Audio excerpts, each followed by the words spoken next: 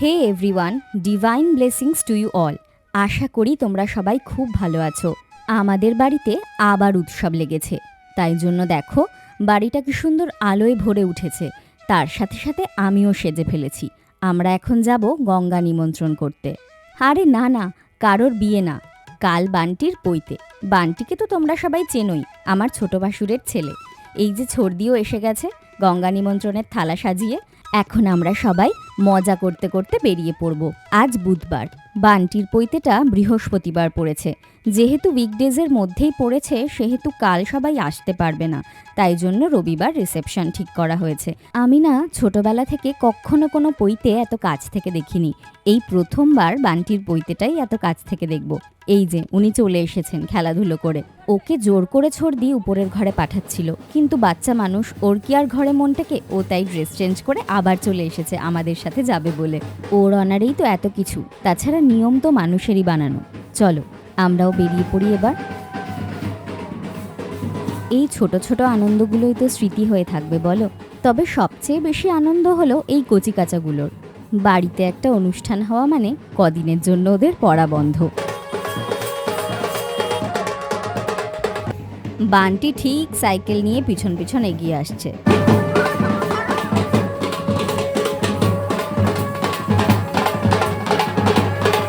আমাদের বাড়িতে সব থেকে হুল্লোড়বাজ যদি কেউ হয়, সেটা হলো ছর্দি, মানে বান্টির মা।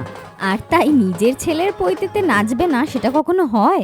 আমার বরের শরীরটা একটু খারাপ হওয়ায় আমরা যদিও একটু গুটি গুটি পায়ে এগোচ্ছি। দেখো, কথা বলতে বলতে কি সুন্দর পুকুরের পাড়ে এসেও গেছি। এবার বান্টির দিদা আর ছর্দি মিলে গঙ্গা নিমন্ত্রণ করতে নামছে। পৈতেটা এত কাছ থেকে দেখে এটাই মনে হলো যে বিয়ের নিয়ম আর পৈতের নিয়মের মধ্যে খুব একটা তফাৎ নেই। যা আমরা বিয়েতে করি সেই সবই পৈতেতেও করা হয়। আমার বিয়ের পর এই প্রথম আমার শ্বশুরবাড়িতে এত বড় একটা অনুষ্ঠান হচ্ছে। আমার যে কতটা আনন্দ হচ্ছে বলে বোঝাতে পারবো না। মা গঙ্গা আমাদের কাছে কত পবিত্র, তাকে না জানিয়ে, তাকে নিমন্ত্রণ না করে কি কোনো কাজ করা সম্ভব? তাহলে আর বেশি কথা বলবো না, ছর্দি গঙ্গা নিমন্ত্রণটা করুক, আমি একটু দেখি।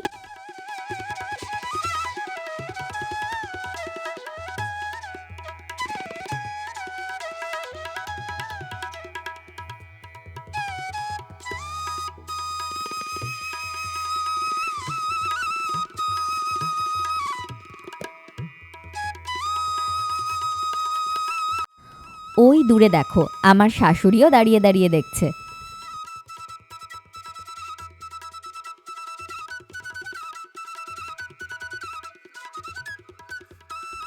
এবার নিমন্ত্রণ শেষ, সবাইকে এবার জল ছেটানোর পালা। এবার চলো তাহলে বাড়ি যাই। আর এদিকে দেখো, আমার বর একা একা বসে রয়েছে। আসলেও একটু হাঁটলেই টায়ার্ড হয়ে পড়ছে, শরীরটা বিশেষ ভালো নেই। আর এরপর আমার শাশুড়িমা বললেন ওনাদের একটা ছবি তুলে দিতে। সাদা শাড়ি পরা যাকে দেখছো, তিনি হলেন মামনি। এই বয়সে উনি এত সুন্দরী। বান্টি এতক্ষণ এখানে দাঁড়িয়েছিল, পুকুর পাড়ে যায়নি, যদি মা বকা দেয়। চলো এবার বাড়ির দিকে যাই। বাড়ি তো ফিরে এলাম, কিন্তু ফিরে আসলেও নাচ না করে কি ঘরে যাওয়া যায়?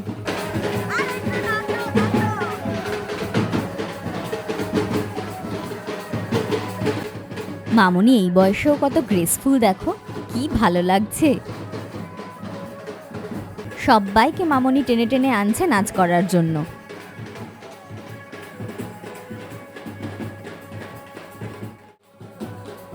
তাহলে কি বলো, নাচার যখন স্কোপ পেয়েছি একটুখানি নেচেই নি।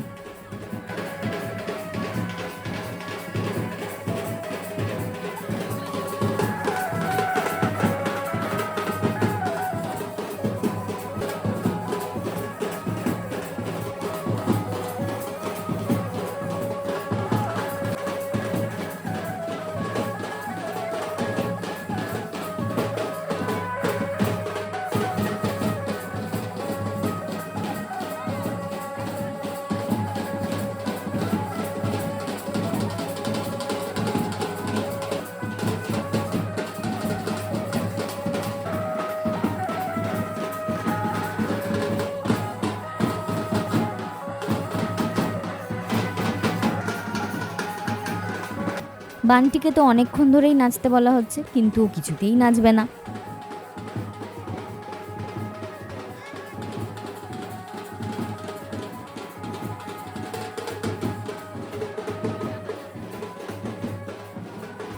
আর আমার শাশুড়ি শুধু মিষ্টি হাসি দিতে পারে, একটুও নাচতে পারে না। মামনি তাও জোর করে হাতটা ধরে তুলিয়েছে। ছোড়দাকে নাচের জন্য রিকোয়েস্ট করায় ছোড়দা তবু রাজি হয়নি, তাই জন্য ছোড়দি একাই নাচতে শুরু করে দিয়েছে।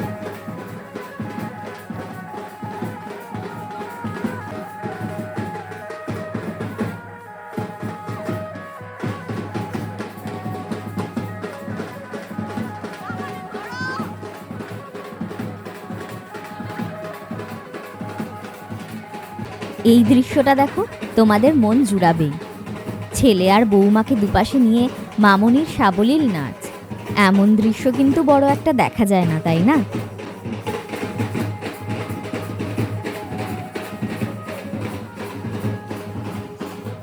এই একজনকে আমি জোর করে নাচতে বলেছি, সব সময় খালি লুকিয়ে বাঁচে।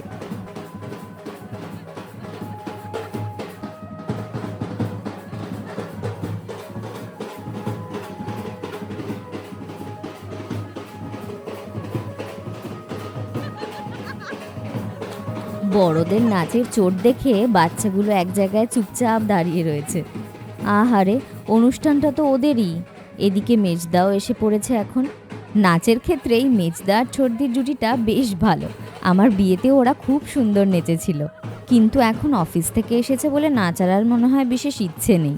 মেজদার পেছনে বাচ্চাগুলোকে দেখো, ওদেরও আজ কত যে খুশি। এখনও 4টে বাজেনি, 4:45 বাজে। তোমরা দেখতেই পাচ্ছ বাইরেটা পুরো অন্ধকার। বান্টির এখন দধিমঙ্গল হবে, দই চিড়ে খাবে, তারপরে আমরা জলসইতে যাব। ভোর হয়ে গেছে আর বান্টিদের ঘরেও চলে এসেছি। বেচারা বান্টির বড়ই জ্বালা। কাক ভোরে ঘুম থেকে উঠে ওকে এখন এই দই চিড়ে খেতে হবে, তার উপর আজকে আবার ওকে ন্যাড়াও হতে হবে, সেই নিয়েও বড়ই চিন্তিত। সকলকে প্রণাম করে দই চিড়ে খেতে বসবে। বান্টির এই দই চিড়ে খাবার পর আবার আমাকে আর আমার বরকে জল আনতে যেতে হবে। এই বাড়ির একটা নিয়ম আছে, নতুন যাদের বিয়ে হয় তাদেরকেই যেতে হয় জল সইতে। তাই জন্য এবার আমার আর আমার বরেরই মাথায় এই দায়িত্বটা চেপেছে। চলো এবার একে একে সবাই বান্টিকে খাইয়ে দিই একবার একবার করে, না হলে এই ছেলে যা একটুও খাবে না।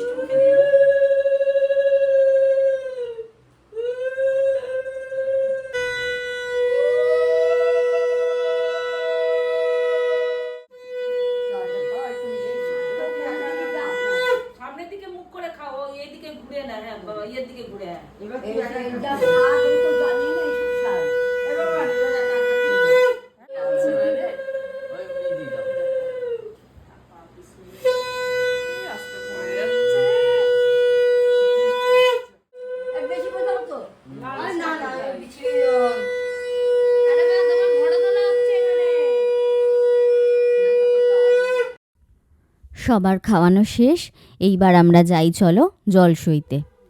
আমাদের 4টের আগে যাওয়ার কথা ছিল, এখন অলরেডি 4:30 বেজে গেছে।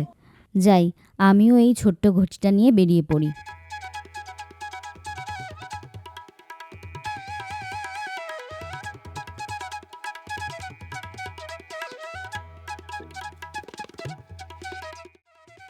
তপর শরীরটা খারাপ বলে ওকে বর্দা গাড়িতে করে নিয়ে যাচ্ছে। এই যে এসেও গেছি পুকুর পাড়ে। নিয়ম অনুযায়ী আমাকে শাড়ি আর তপকে ধুতি পরতে হয়েছে। আমাদের ছবি তুলবে বলে বর্দা আবার কিছুক্ষণ সিঁড়িতে দাঁড়াতে বলল। তাহলে জলটা এবার তুলে নি।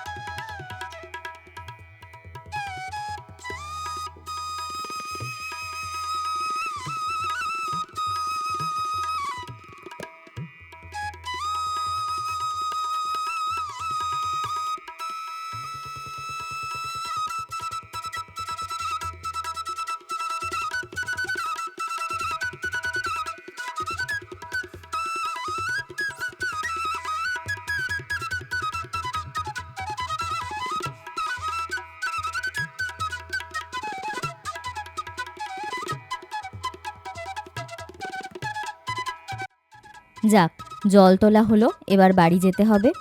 এমনিতে তো সব নিয়মকানুন মেনে চলার শিরোমণি আমি, কিছুই তেমন পারি না, তাই আমাকে সবাই বলে বলে হেল্প করে দেয়। যা গরম পড়েছে বলো, তাই এখনই ভোরবেলায় প্রচণ্ড গরম লাগতে শুরু করেছে। বেলা বাড়লে যে কি হবে কে জানে।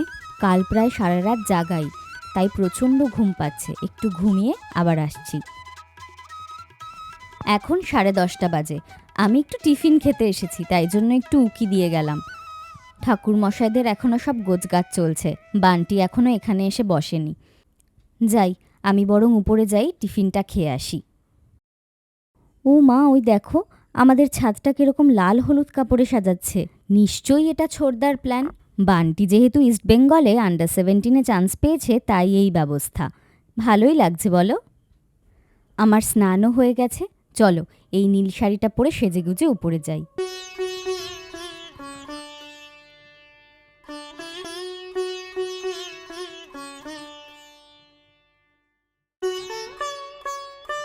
আমরা এখন যাচ্ছি ওপরে, আর আমরা রেডি হয়ে গেছি। ওখানে গিয়ে দেখি কত দূর কি রেডি হলো। চলো যাই।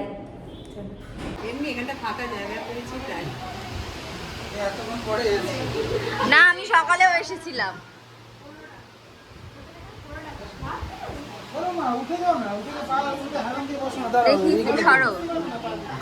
তো বল, তোর কেমন লাগছে? হ্যালো বলতে হবে কেন? বাজে কেন? টাকলে মুখটা সুন্দর লাগবে দেখতে। হ্যাঁ, সুন্দর লাগবে। কাজল দিয়েছিস? দেখি কাজলটা। বাহ, ভালো লাগছে, সুন্দর লাগছে। শোনো ছেলের কথা, ন্যাড়া হবে বলে ওর নাকি আজকে একটুও ভালো লাগছে না। কিন্তু তোমরাই বলো, ওর মুখখানা কি মিষ্টি না? ওকে কত সুন্দর লাগবে দেখতে। না তুলবো, মাইকি তোর অনুষ্ঠান নিয়ে তো আজকে ব্লগ। হ্যাঁ হ্যাঁ। এই হলো আমাদের বড় মা। বড় মার কাছে কিন্তু অনেক গল্পের ঝুলি আছে, তোমাদেরকে একদিন শোনাবো। আর এনাকে তো চেনোই, বান্টির দিদা। এই যে ছেলের মা, আজকে আপনার কেমন লাগছে? খুব ভালো লাগছে। বৌমা ছাড়া ছেলের বিয়ে দিতে।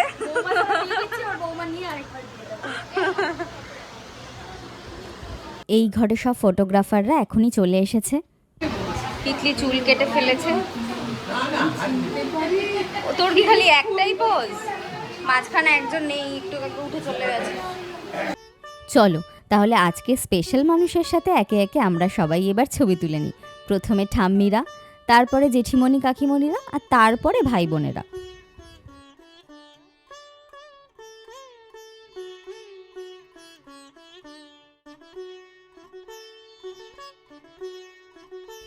বান্টি বেচারার এখনই প্রাণ ওষ্ঠাগত, ছেড়ে দে মা কেঁদে বাঁচি অবস্থা।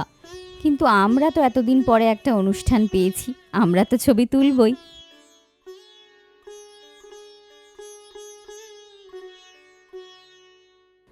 চলো তাহলে, ছবি তোলা হয়ে গেছে, এবার একটু ওপরে যাই। বান্টির নাকি আবার কয়েকটা ফটোশ্যুট হবে। কাণ্ড দেখো, বর বেশে বেশ সুন্দর পোজ দিয়ে ছবি তুলে যাচ্ছে।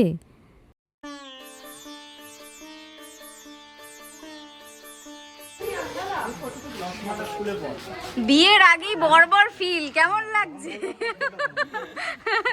এইটা ভালো, কিন্তু টাকলা হবে ওইটা ভালো। বর ফিলটা ভালো। ছেলের বিয়ে করার দেখছি ভালোই শখ আছে। ফটো টটো তুলে নিচে চলে এসেছি। এদিকে ছোড়দাও দেখো বসে পড়েছে যজ্ঞকুণ্ড সাজাতে। জানো, এই অনুষ্ঠানটা আমি ভীষণভাবে এনজয় করছি। আসলে ছোটবেলা থেকে কোনো দিন দেখিনি তো এসব, আর এত কাছ থেকে সমস্ত নিয়মকানুনে ইনভলভ থেকে যে মজাটা পাওয়া যায়, দূর থেকে হয়তো সেই মজাটা পাওয়া যায় না। একটা বিয়ের থেকে কোনো অংশে কম বড় অনুষ্ঠান নয় এই উপনয়ন। আমি দেখছি তো ছোড়দারা যা ঝক্কি সামলাচ্ছে। আবার এইদিকে এতক্ষণে বর্দি গায়ে হলুদের হলুদ কুটতে বসে গেছে। স্নানের সময় বান্টিকে এটাই মাখানো হবে।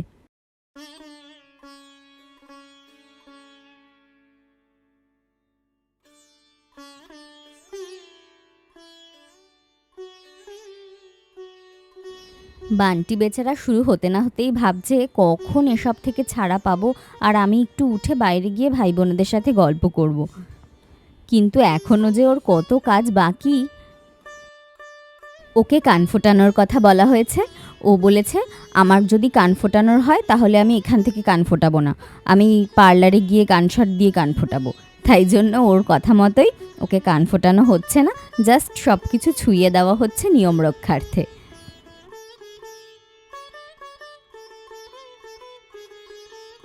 জানো, ছোটবেলায় আমার কান ফোটাতেও এক কাণ্ড হয়েছিল। এক মামি আমার কান ফুটিয়ে দিয়েছিলেন। তিনি যখনই আসতেন সূচ নিয়ে আমি তখনই ঘরে দৌড়ে পালাতাম ভয়ে, কারণ ওই সূচ নিয়ে কান ফোটাতে গেলেই আমার কানে ব্যথা লাগবে, এই ভয়ে আমি কিছুতেই কান ফোটাতে চাইতাম না। তিনি জোর করে একদিন আমার কান ফুটিয়ে দিলেন। আমি তো ভীষণ চিৎকার করে কান্নাকাটি করলাম, কিন্তু বড় হবার সাথে সাথে কানের দুল না পড়ায় সেই কান ফোটা বন্ধও হয়ে গেল। তারপরে সেই আমাকেও পার্লারে গিয়ে গানশট করে কানের ফুটোটা আবার করে নিয়ে আসতে হয়েছিল।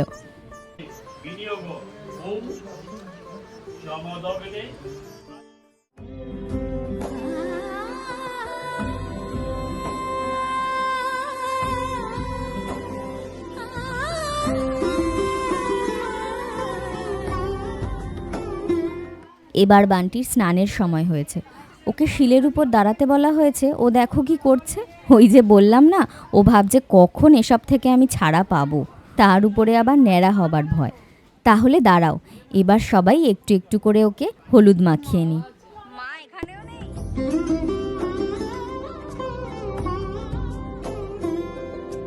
সমারোহে এসো হে পরম তরু সুন্দর এসো হে। সমারোহে এসো হে পরমতর সুন্দর এসো হে। ঝনক ঝঙ্কারে উড়ায় শঙ্কারে করেছে দুয়ার দেরি নাহি আর। এসো হে স্বয়ং এসো এসো সুন্দর এসো হে। সমারোহে এসো হে পরমতর সুন্দর এসো হে।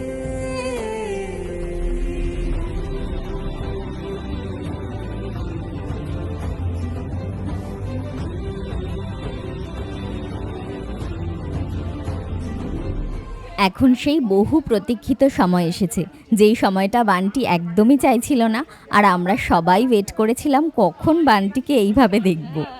বেচারা কত সাধ করে চুলটা স্যালন থেকে কাটিয়েছিল, আর আজকে মাথায় কিছুই থাকবে না।